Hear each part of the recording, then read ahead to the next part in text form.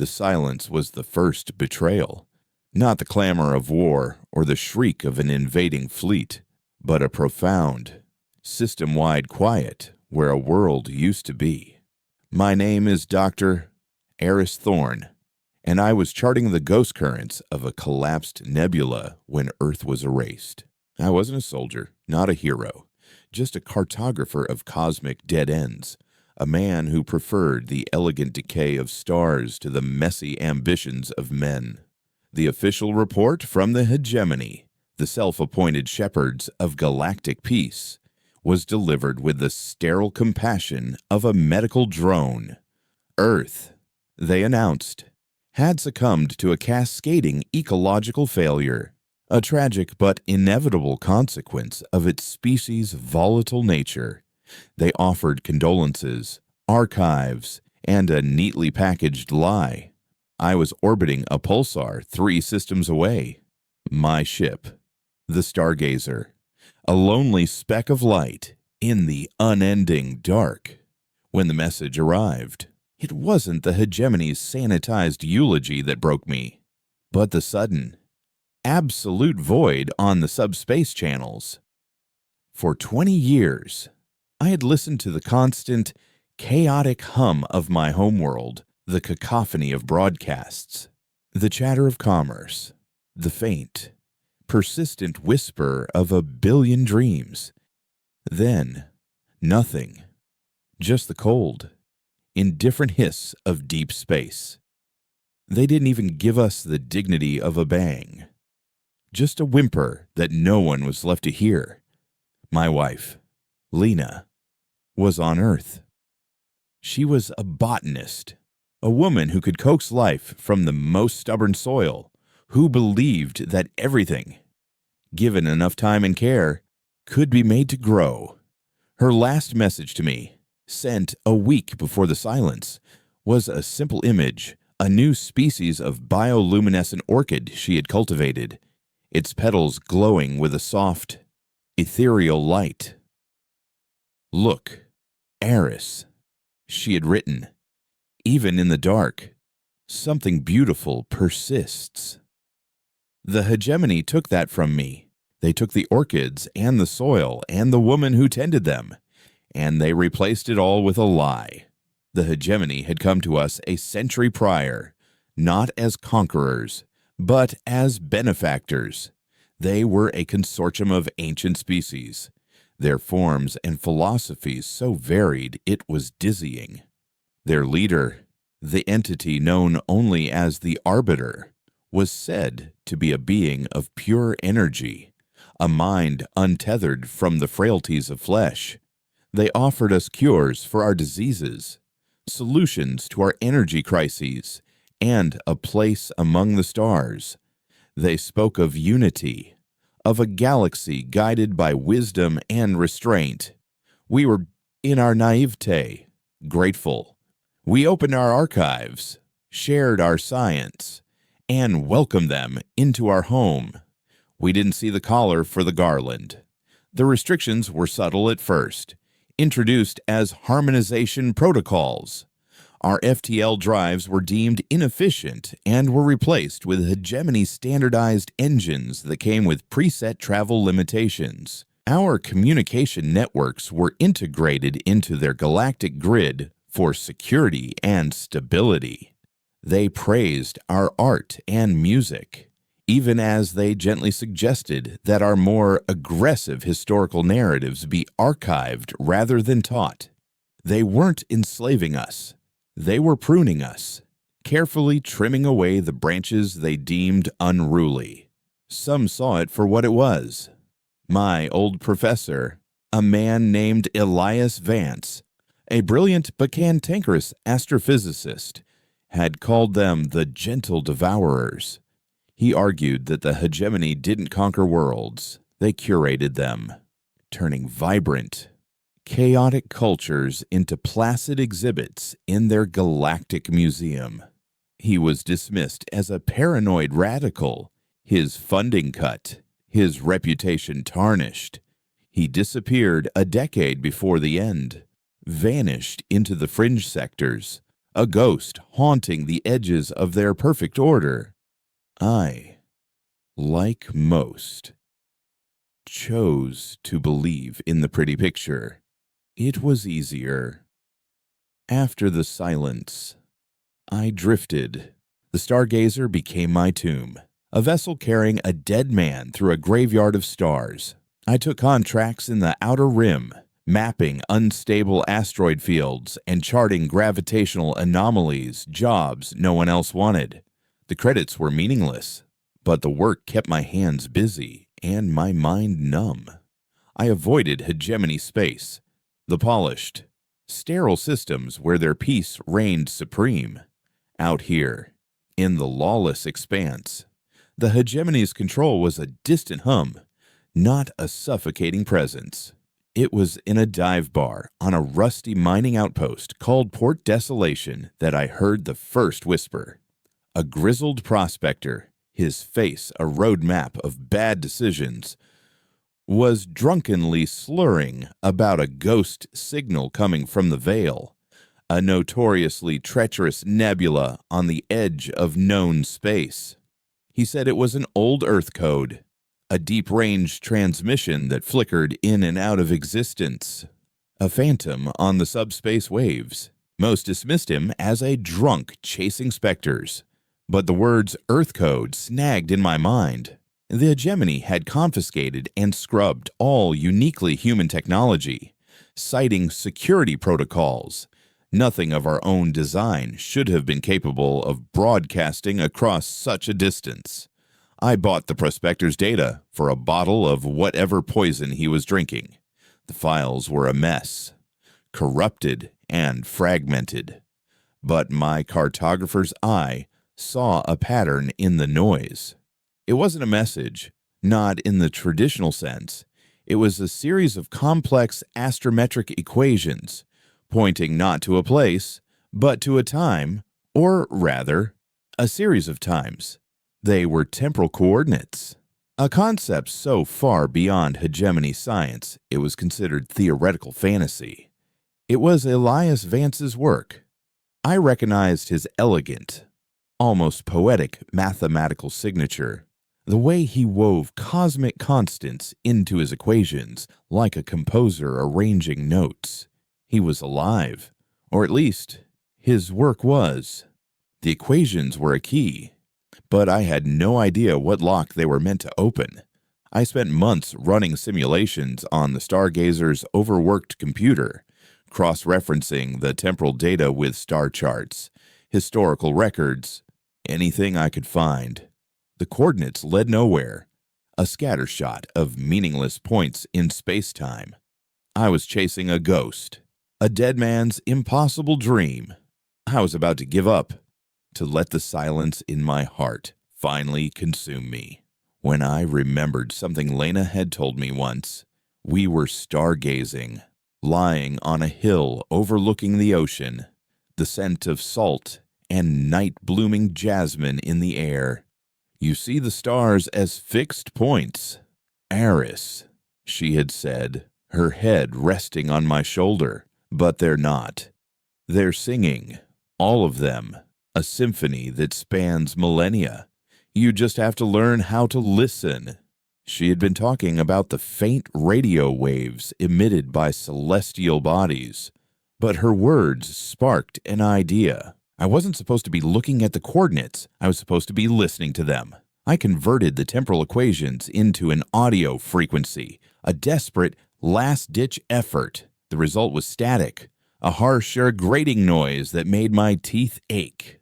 I let it play for hours, listening to the cacophony, my hope dwindling with each passing moment. Then, just as I was about to shut it down, I heard it. Beneath the layers of static, almost imperceptible, was a rhythm, a heartbeat. It was slow, steady, impossibly ancient. It wasn't a signal. It was a resonance, a frequency that Vance had somehow embedded into the very fabric of space-time. And it was coming from everywhere at once. The realization hit me like a physical blow. Vance hadn't sent a message. He had created an echo, a memory imprinted onto the cosmos itself. The hegemony could erase a world. They could silence a people. But they couldn't erase the past. Not a past that had been taught to sing. The heartbeat was a carrier wave. And I, with my deep space sensors and my intimate knowledge of cosmic background radiation, was one of the few people in the galaxy who might be able to decipher it. It was a message in a bottle thrown into an ocean of time, and it had washed up at my feet. The work was painstaking. I had to recalibrate every sensor on the Stargazer, pushing the ship's systems to their absolute limits. I flew into the hearts of dying stars and skimmed the event horizons of black holes, chasing the faintest whispers of the resonance. I was no longer a cartographer of dead things. I was an archaeologist of time, digging through the layers of cosmic history to unearth a hidden truth. Slowly, painfully, a message began to emerge from the noise. It was fragmented, a puzzle with 1,000 missing pieces, but the words I could decipher chilled me to the bone. They don't destroy. One fragment read, they consume. So, another spoke of a great silence, a force that the hegemony feared above all else. And then there was the phrase that appeared most often, a haunting, recurring motif in Vance's cosmic symphony, the Chimera Protocol. I had no idea what it meant, but the name itself suggested something monstrous, something cobbled together from disparate parts. The message wasn't just a warning, it was a blueprint. Vance hadn't just been a paranoid academic, he had been a prophet. He had understood the hegemony's true nature long before any of us. They weren't shepherds, they were harvesters. They didn't cultivate life, they farmed it, waiting for a species to reach a certain level of technological and cultural maturity before reaping what they had sown. They didn't take our resources or our territory. They took our very essence, our collective consciousness, our memory. They absorbed us, adding our knowledge and experience to their own, leaving behind a hollowed-out shell of a world that would inevitably collapse under the weight of its own soullessness. The ecological disaster wasn't a lie. It was a symptom of the disease, the final convulsive shudder of a world that had had its soul ripped out.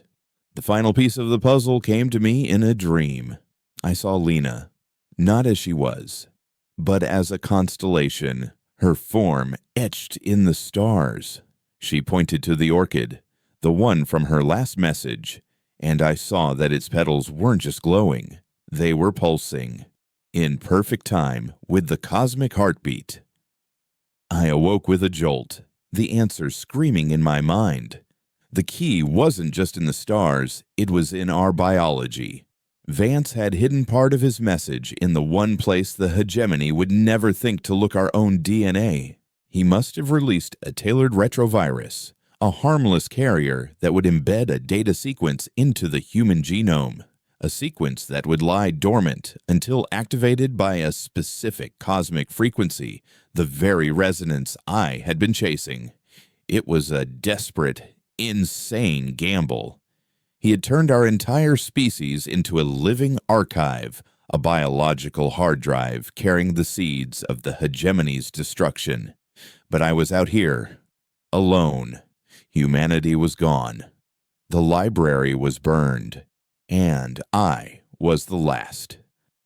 Tattered page. Or was I? The hegemony had relocated millions of humans to off-world colonies and integrated habitats before the collapse. They called it a gesture of goodwill, a preservation effort. Now I saw it for what it was. They were moving their livestock to new pastures. There were still humans out there, scattered across the galaxy, living under the hegemony's watchful eye, completely unaware that they were carrying a time bomb in their blood. My mission was no longer one of simple survival. The numbness that had filled my heart for so long was being replaced by a cold, hard resolve. Vengeance was too small a word for what I felt. This was about justice. It was about memory. The hegemony had tried to turn my world into a footnote in their grand, silent history. I would make them a cautionary tale. I set a new course, not for the desolate fringes of space, but for its glittering, treacherous heart. I was going to find the others. I was going to activate Vance's protocol. The hegemony had sown the wind, and I was going to make sure they reaped the whirlwind. The Stargazer, once my floating coffin, now felt like a weapon. A single, solitary arrow aimed at the heart of an empire. The silence that had been my constant companion was no longer empty. It was filled with the steady, patient beat of a dead man's heart, a rhythm that promised a reckoning. The gentle devourers had made a fatal mistake. They had consumed a species that had learned to weaponize its own ghosts, a people who understood that some echoes, once unleashed, could shatter even the most perfect silence. And as I engaged the FTL drive, watching the stars blur into streaks of incandescent light, I whispered her name into the void. Look, Lena. Even in the dark, something beautiful persists. It was a promise. It was a prayer. And it was a threat. The cartographer was done mapping the dead. It was time to start drawing new lines. Lines of fire and rebellion across the hegemony's pristine, carefully curated galaxy. The age of silence was over. My new map was not one of stars, but of souls. The cosmic resonance Vance had engineered was my compass, and the scattered colonies of humanity were my destination. But a compass is useless without a chart. I needed to know where the hegemony had replanted my people. That information was a state secret, locked away in the deepest vaults of their sprawling bureaucracy. To get it, I had to plunge into the very world I had spent a year avoiding. My first target was Xylos, the so-called crossroads of the 9 sectors. It was a hollowed-out asteroid, a monument to greed and desperation, orbiting a trinary star system whose violent gravitational tides made it a nightmare for hegemony patrols to navigate. It was a place of smugglers, mercenaries, and info brokers. A festering wound in the hegemony's otherwise pristine image of order. They tolerated its existence as a necessary release valve for the galaxy's descent, all the while seeding it with spies and listening posts. Navigating there required more than just engaging a drive. It required artistry. I plotted a course through the Ghost Lane, a shipping route abandoned a century ago after a series of unexplained FTL drive failures. Hegemony charts marked it as impassable, a graveyard of warped space-time. But my own deep-range scans, the product of a lifetime spent mapping cosmic oddities, showed a different story. The anomalies weren't random. They were cyclical, a rhythmic pulse of gravitational waves created by the trinary star's complex dance. It was a treacherous path, a river filled with invisible whirlpools. But it was a river I could read. For 3 weeks, the Stargazer danced on a knife's edge, my hands never far from the navigation controls, my mind lost in a torrent of calculations. I flew without nav computers, relying on the raw data from my sensors and the instincts honed over 2 decades of solitude. It felt like composing a symphony in the dark. Each maneuver a note that had to be perfectly timed to avoid a dissonant, fatal crash. When Xylos finally appeared on my screen, a jagged jewel glittering in the chaotic light of its 3 suns. It was less a destination and more a reprieve. Docking the Stargazer in the cacophony of Xylos's main bay was a shock to the system. After a year of near-total silence, the noise was a physical assault, the hiss of 1,000 atmospheric seals, the babble of 100 alien languages, the percussive clang of cargo being loaded and unloaded. The air itself was thick, a cocktail of recycled oxygen, ozone from misfiring plasma conduits, and the cloying scent of alien spices. This was the galaxy the hegemony tried to hide, the messy, vibrant, dangerous reality that couldn't be sanitized or curated. I moved through the crowds, a ghost in a machine I didn't understand. I was just another human, a species now regarded with a mixture of pity and contempt, the sad, failed experiment. My search led me to the undercrawl, a labyrinth of dimly lit corridors and makeshift stalls in the station's deepest levels, where the station's gravity plating was weakest and the hegemony's surveillance was spottiest. Here, information was the only currency that truly mattered. I was looking for a broker known only as Kale. Reputedly, she could acquire anything, for a price. Finding her was a test in itself.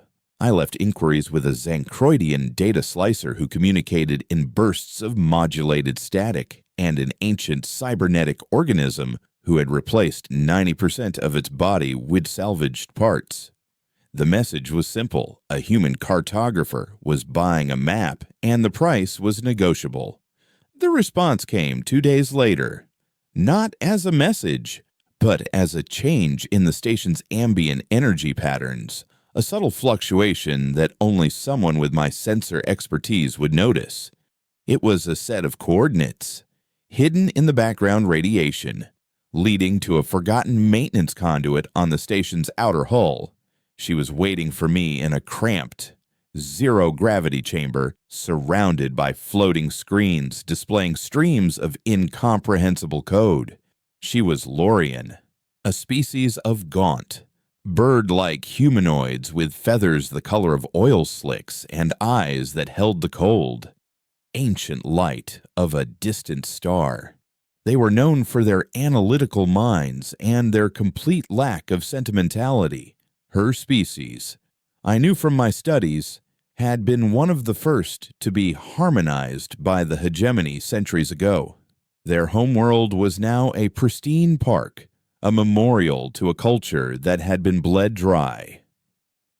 "You're a long way from the mapping guilds, Eris Thorn," she chirped, her voice a series of perfectly synthesized, uninflected tones. She hadn't asked my name, she had simply known it. "Your ship's transponder is a ghost, your guild license is expired, and you paid for docking with untraceable pre-hegemony currency.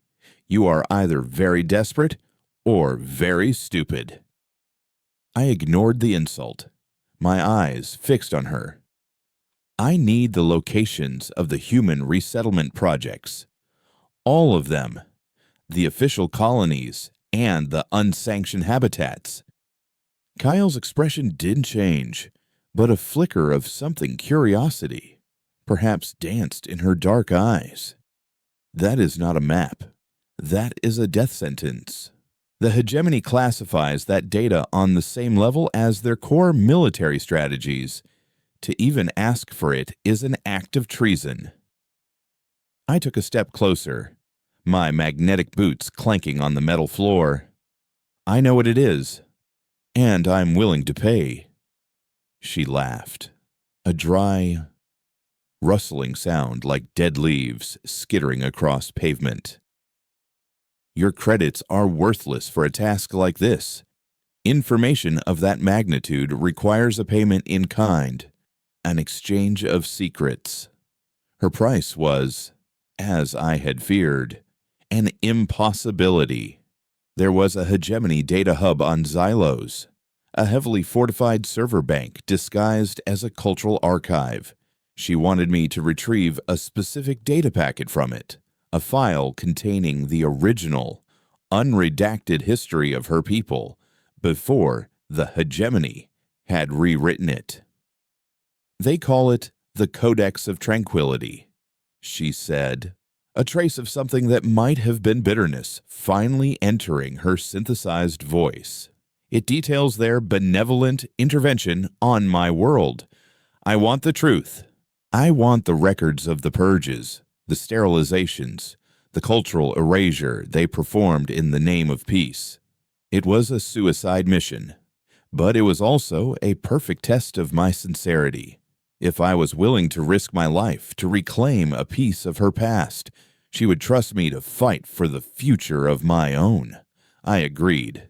I spent a week preparing my mind, so accustomed to the vast, elegant problems of cosmology, now focused on the claustrophobic intricacies of digital security. I traded the last of my valuable survey data for station schematics, security patrol routes, and a series of viral code breakers that were as elegant as they were illegal. The plan was not one of brute force, but of misdirection, a cartographer's approach to infiltration. The archive was a river of data, and I would not try to dam it. I would simply divert a small tributary for a few crucial seconds. The night of the infiltration, the three sons of Xylos were in perfect alignment, a rare celestial event that caused massive energy fluctuations across the station, providing the perfect cover for my intrusion. I didn't enter the archive physically. Instead, I spliced the Stargazer's high-powered comms array into the station's network from a remote service junction, a move that was both incredibly risky and my only real advantage. From my ship, I could see the archive's digital architecture as a three-dimensional map, a constellation of firewalls, data nodes, and patrolling security programs. I began my work, not as a thief, but as a cartographer charting a new path through hostile territory. I didn't break firewalls. I persuaded them that I was a harmless stream of diagnostic data. I didn't crack encryption. I found the resonant frequency of the code and used it to vibrate my way through, like a singer shattering a glass with the right note. It took hours, each second a drawn-out eternity.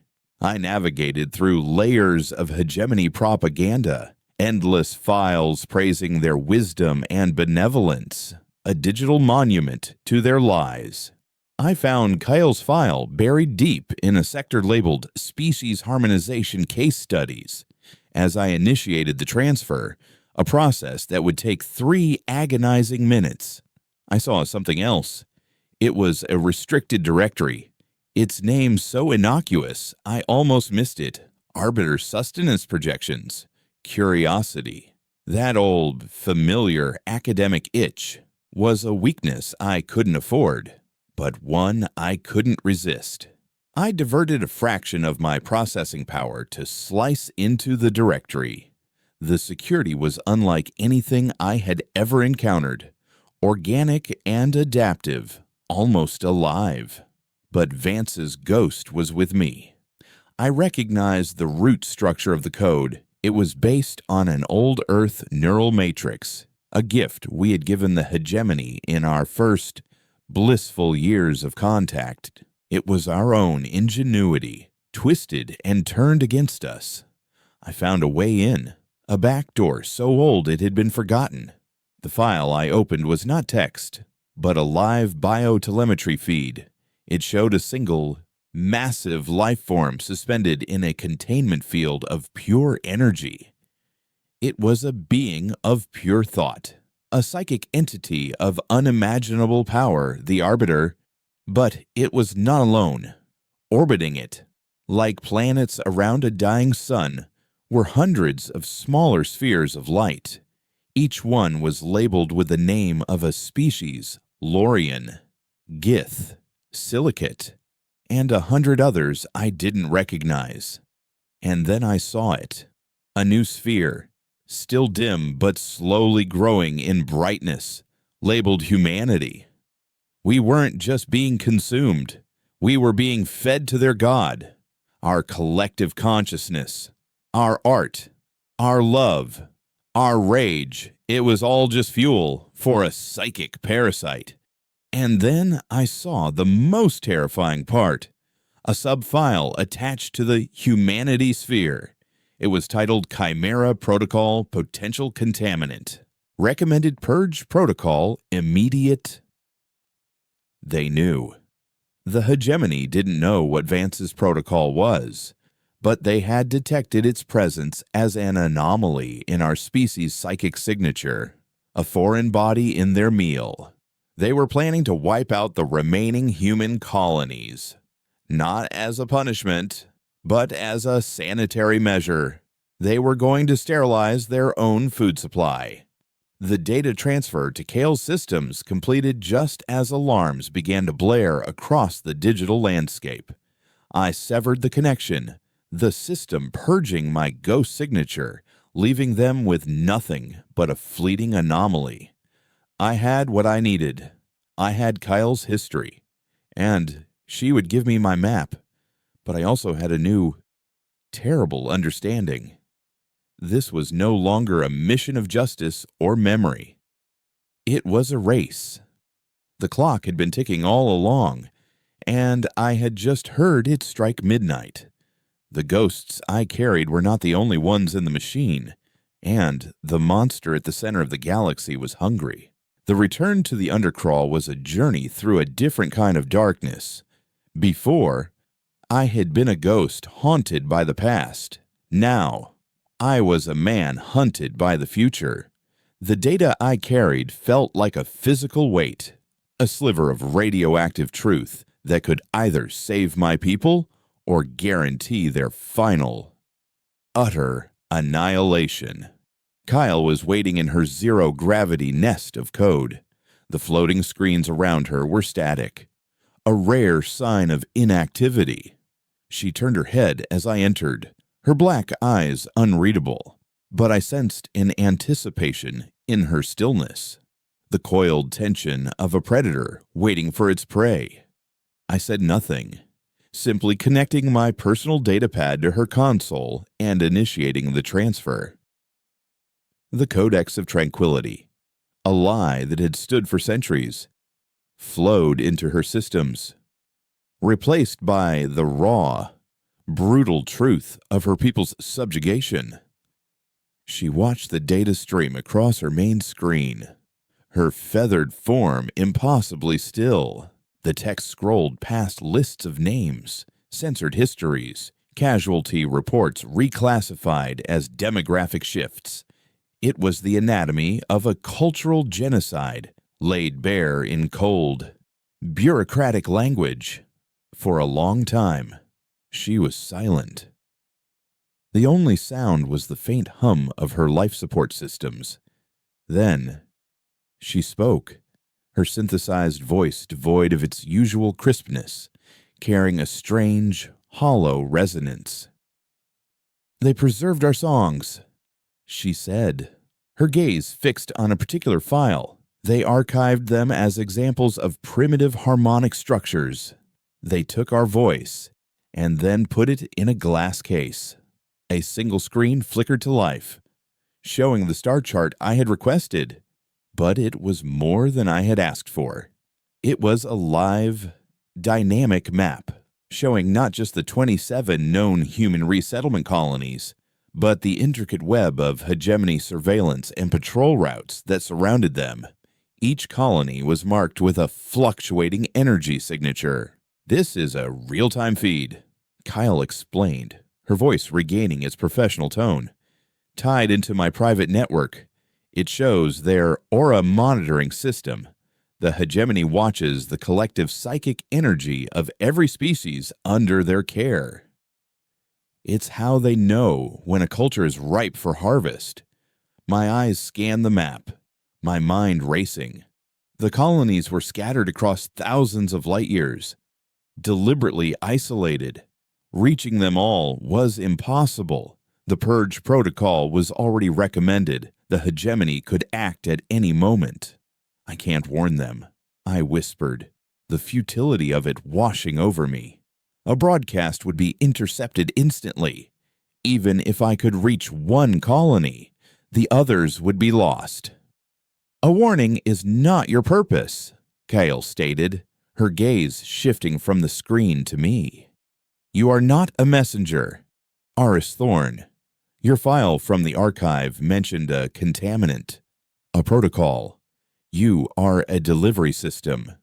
She extended a slender, three-fingered hand and manipulated the star chart.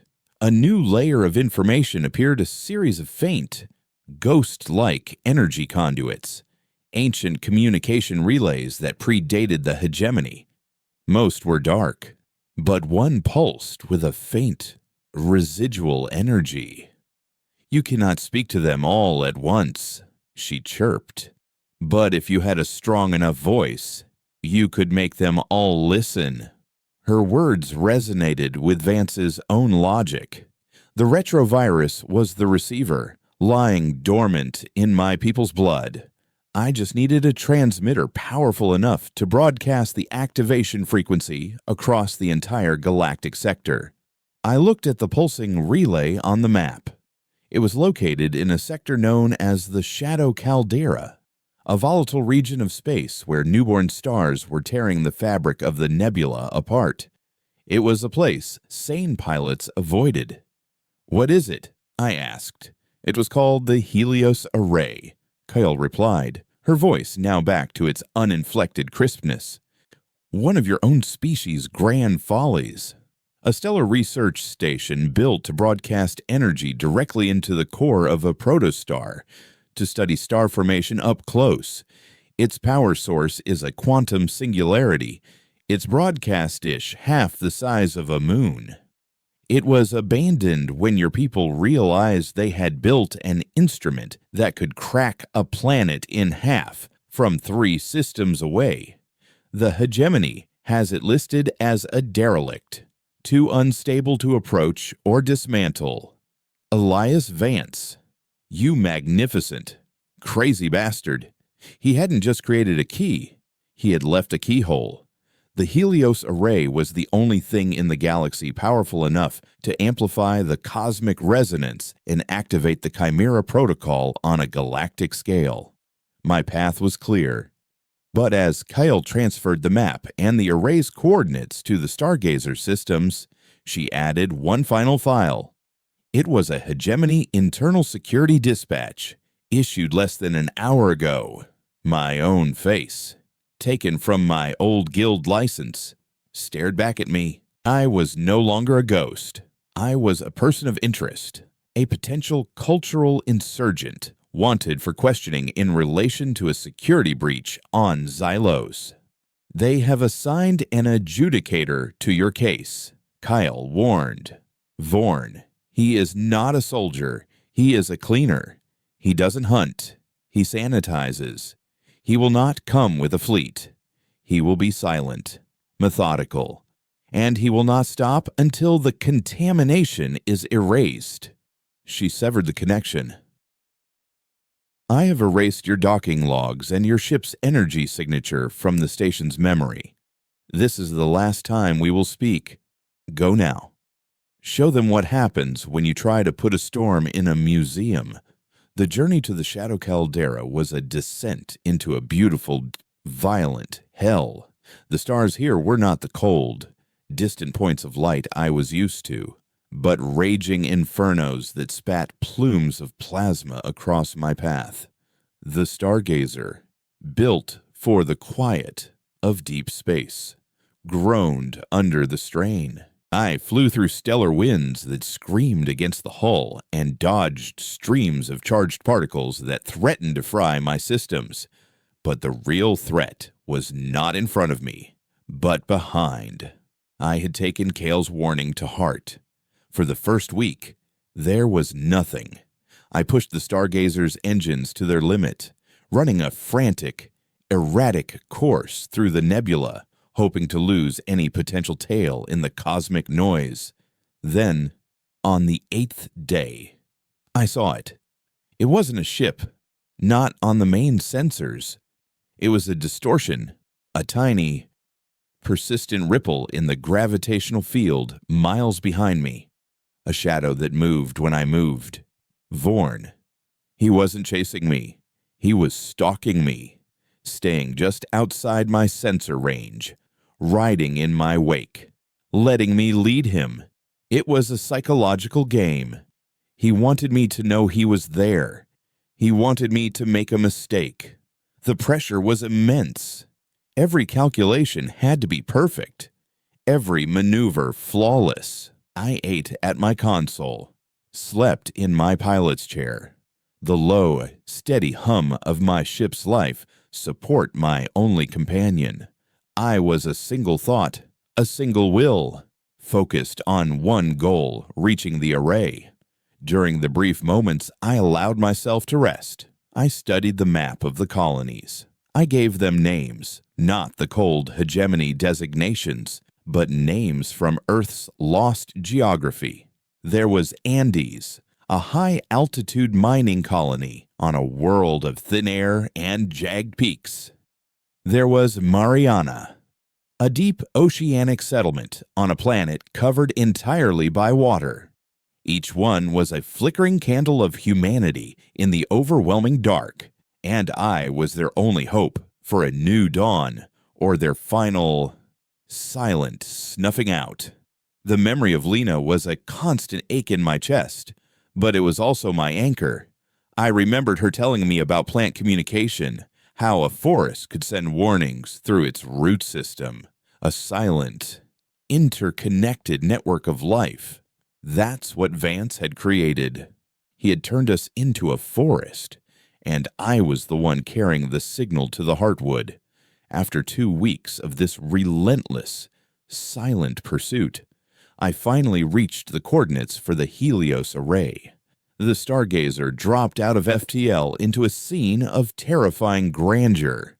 The array wasn't just in the nebula, it was built into the accretion disk of a quiescent black hole, a monstrous, silent vortex that warped the space around it. The station was a skeletal spiderweb of tarnished metal and crystalline structures, its massive broadcast dish aimed at the swirling chaos of the caldera. It was using the black hole's immense gravity as a lens, a way to focus its broadcast with unimaginable precision. It was a place of impossible science and terrifying beauty, a testament to my species' audacious, reckless genius.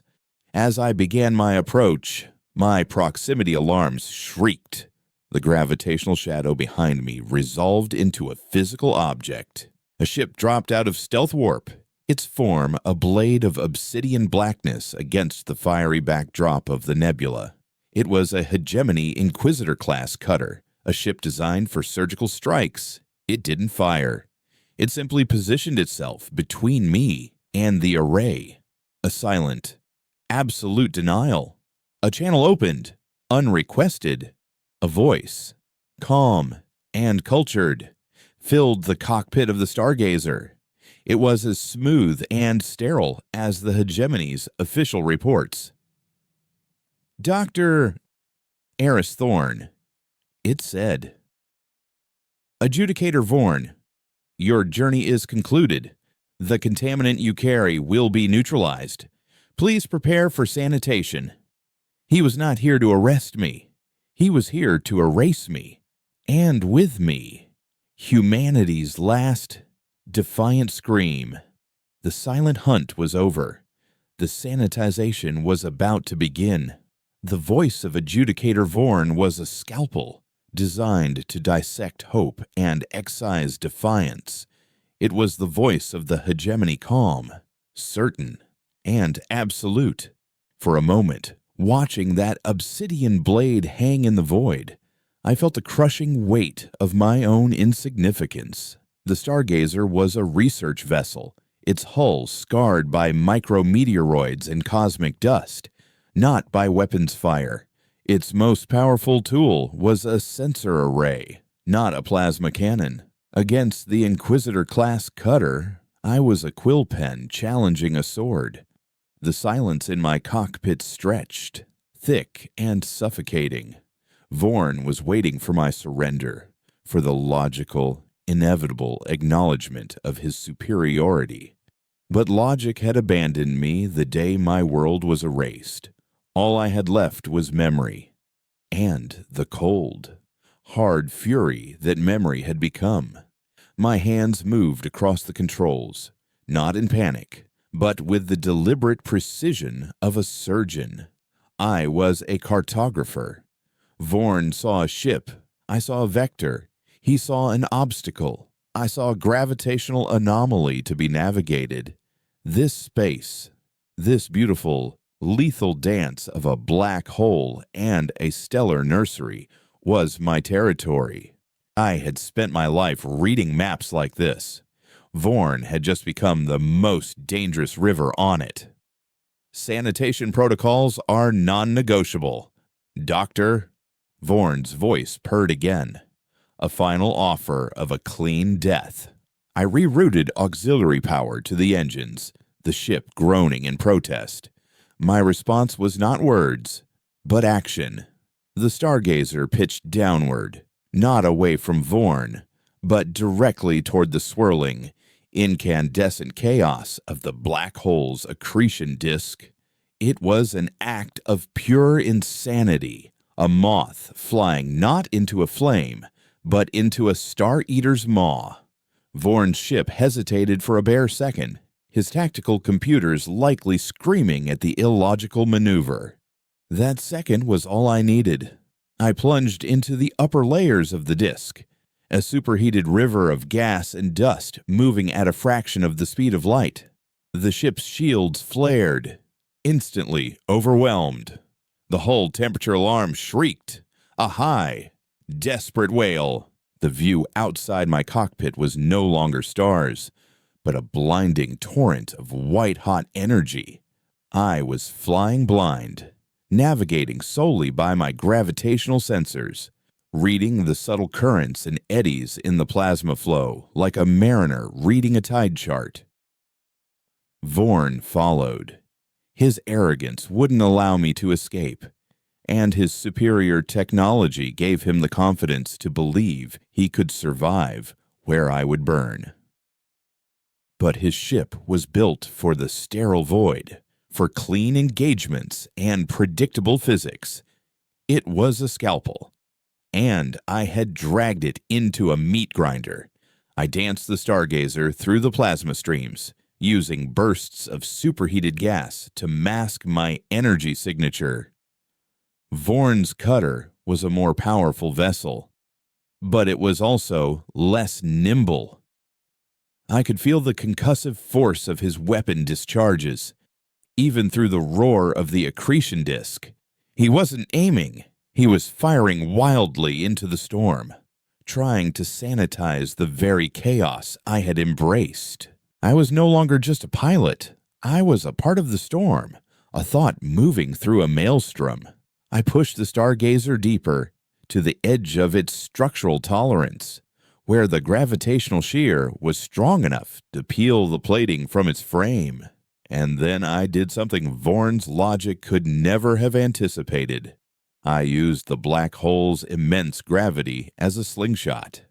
I angled the ship perfectly, caught a gravitational wave, and flung the stargazer up and out of the accretion disk, emerging on the other side of the black hole, battered and glowing cherry red, but alive.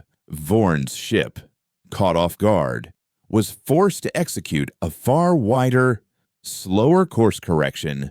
For a precious few minutes, I was out of his direct line of sight, but he was relentless. His shadow reappeared, closing the distance. He was learning.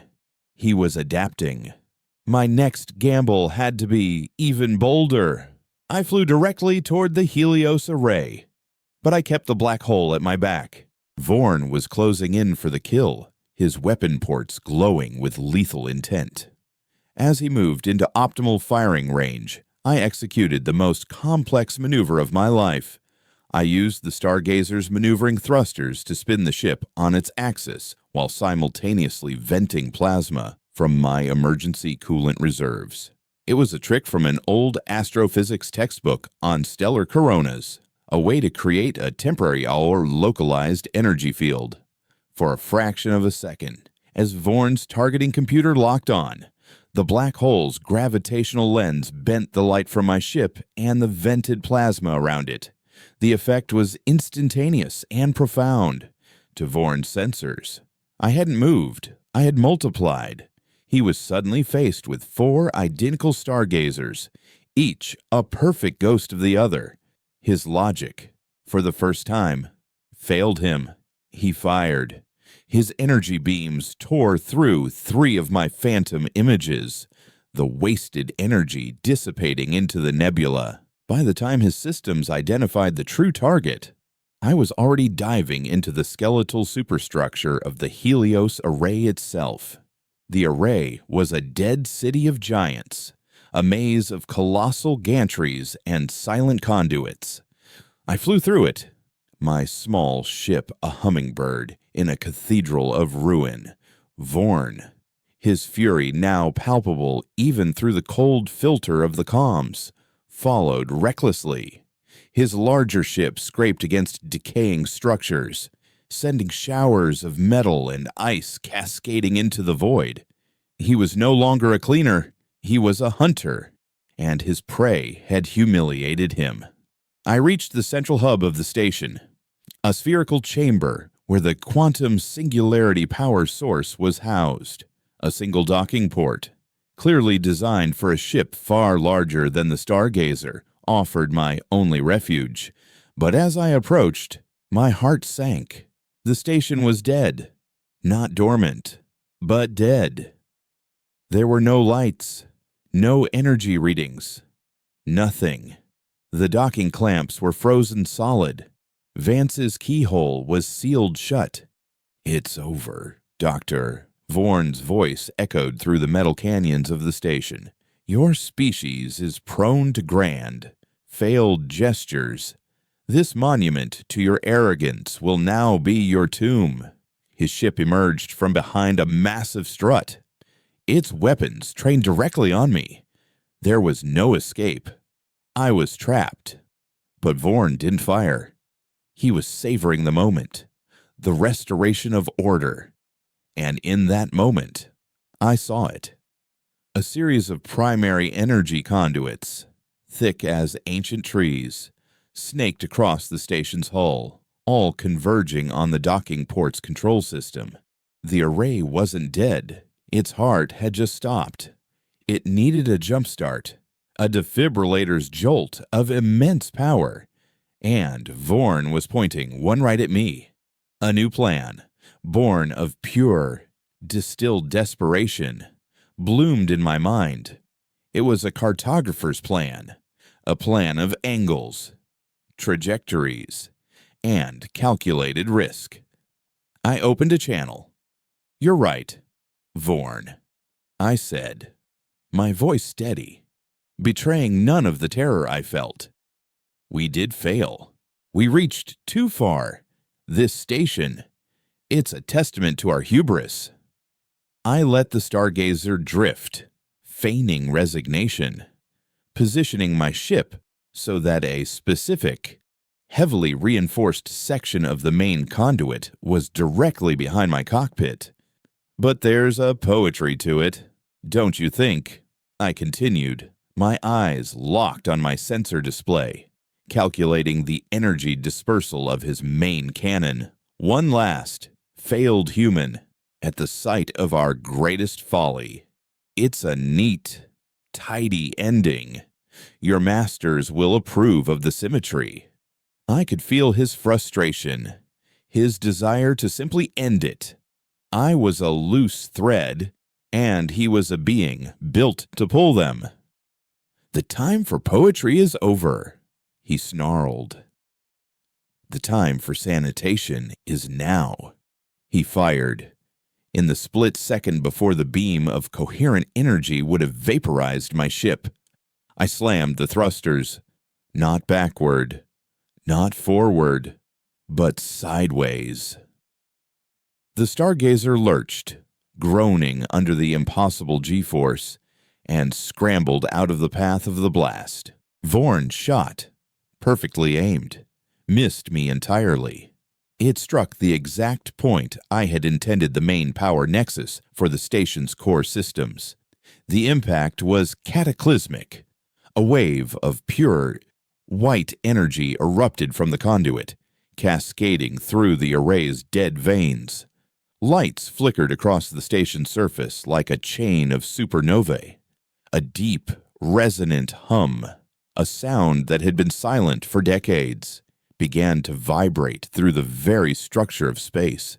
The docking clamps above me groaned, retracted, and then glowed with a green, welcoming light.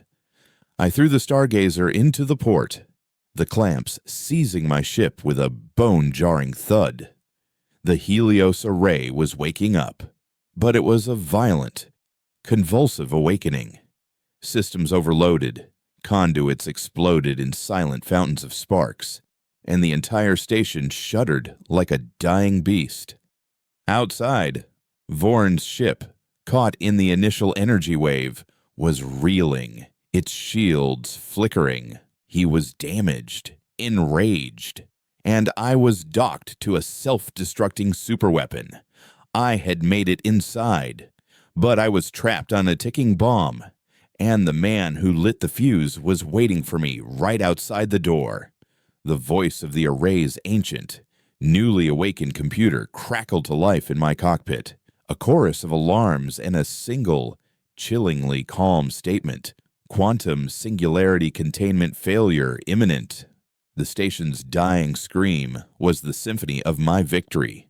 Alarms blared in a dozen different tones, a cacophony of imminent doom. The calm, synthesized voice of the array's computer spoke in my cockpit, a chilling counterpoint to the chaos.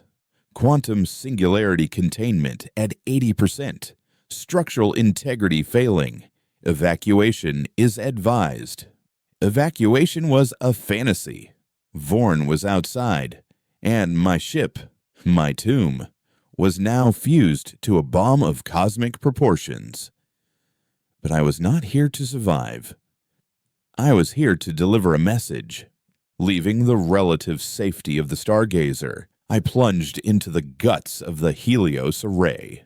The corridors were a nightmare of flickering lights and groaning metal. Gravity plating failed in sequence, sending me lurching between 0G and crushing weight. I was a cartographer in a collapsing world, navigating not by stars, but by the anatomy of a dead giant's final spasms. My destination was the Broadcast Control Center, the station's heart and voice, located at the very focal point of the massive transmission dish. The journey was a race against the station's own death throes. I sealed my suit just as a coolant pipe erupted, flash freezing an entire corridor in a web of crystalline poison. I crawled through service conduits, the station's hum vibrating through my bones, a low, mournful note that spoke of its impending collapse. I reached the control center just as the computer announced containment at 50%. The room was a cathedral of glass and decaying technology. A panoramic window, cracked but holding, looked out onto the magnificent, terrifying beauty of the Shadow Caldera, with Vorn's obsidian ship hanging like a patient executioner in the distance. In the center of the room was the broadcast console, a complex array of interfaces and physical controls, dark and silent. It needed the full power of the singularity to function, a power that was now tearing the station apart. As I approached the console, a shadow detached itself from the deeper darkness of the room. Adjudicator Vorn stood there, his sleek, black environmental suit showing no signs of the chaos he must have traversed to beat me here. He held no weapon. He didn't need one. His presence alone was a weapon of absolute certainty. "Impressive. Doctor," he said, his synthesized voice calm as the void. "You have turned our own order against us. You have weaponized chaos. It is a very human trait." He took a slow step forward. "But look at what your chaos has wrought. This station, a marvel of your own ingenuity, is now your coffin. You have won nothing." I ignored him, my gloved hands flying across the cold surface of the console. I had to divert the station's self-destructive energy, channel it, and shape it. "I'm not here to win, Adjudicator," I said, my voice tight. "I'm here to correct the record." The console flickered to life under my touch, drawing power from the failing singularity. Screens lit up, displaying Vance's elegant, terrifying equations. The cosmic resonance, the heartbeat I had chased across the galaxy, now filled the room, a low hum that vibrated in my teeth. I began the calibration, aligning the massive dish, tuning it to the frequency of a ghost. "You believe you are restoring your people," Vorn continued, his voice laced with something that might have been pity. "But what are they? A species defined by its aggression, its sentimentality, its inherent instability. We offered you peace. We offered you a place in a stable, harmonious galaxy. We offered you eternity. You offered us a cage." I shot back, not looking up from my work. The final sequence required precise temporal inputs, keyed to the pulsar I had been orbiting when the silence began. "You call peace what is truly a void. You took our art, our rage, our memory, and you fed it to your silent god. You didn't prune us. You lobotomized us. And you would unleash that madness back into the universe," he demanded, his voice rising for the first time. "The Chimera Protocol is not a cure, Doctor. It is a plague. You are not reawakening your people. You are turning them into monsters." I paused, the final command hovering under my fingertips. I looked at him then, through the cracked viewport at the burning stars. "The universe is already full of monsters. Vorn. The difference is, we will remember why we fight." The station gave a violent lurch. The main viewport fractured, spiderwebbing into 1,000 cracks. The computer's voice was now strained. "Containment failure in 60 seconds. Vorn lunged, not with the fury of a soldier, but with the cold efficiency of a cleaner. He meant to destroy the console, to sever the connection, but I was ready. I wasn't a fighter, but I was a cartographer. I knew the layout. I slammed a nearby panel, venting a stream of pressurized coolant gas between us. He recoiled, his suit instantly frosting over. His advance halted. It bought me the 5 seconds I needed. My fingers found the final sequence. I didn't just press a button. I had to hold a series of contacts, becoming the final circuit, the living bridge between the station's dying heart and its powerful voice. The energy of the failing singularity surged through the console and into me. It was not pain. It was everything. I felt the birth of stars and the death of galaxies. I heard the billion forgotten songs of the Lorien, and I felt the collected, compressed, silent scream of my own people. Then came the broadcast. It was not a beam of light or a wave of energy. It was a wave of pure information, of memory itself. A song sung in the key of a dead woman's orchid, amplified by a dying star machine and focused through the gravity of a black hole.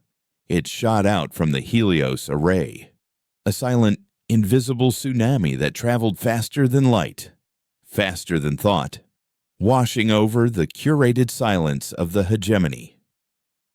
It was a ghost returning to its body. On Andes, a miner in the thin, cold air dropped his laser drill, clutching his head as the words of a forgotten poet blazed in his mind. In the deep-sea habitats of Mariana, a young girl looked up from her glowing toys, humming a lullaby her mother had never taught her. Across the 27 colonies, millions of humans stopped. They looked up from their work, their meals, their managed obedience. As a lifetime of stolen memories came flooding back, they remembered the smell of rain on hot asphalt. They remembered the taste of salt in the ocean. They remembered art and war, love and betrayal, triumph and folly. They remembered Earth, and they remembered rage. In the control room, Vorn watched in horror, his suit's external sensors displaying the cascading wave of psychic energy spreading across his star charts.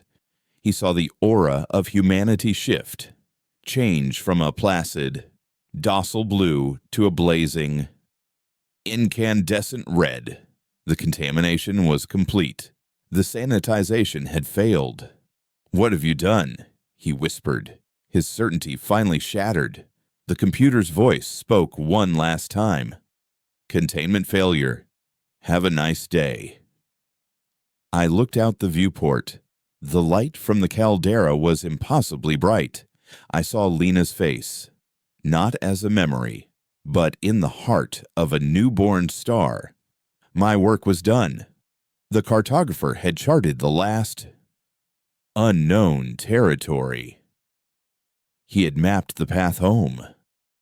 The silence in my heart was finally filled, not with vengeance, but with the roar of a reawakened people. And as the quantum singularity consumed the Helios array in a silent, final flash of perfect light, my last thought was of her.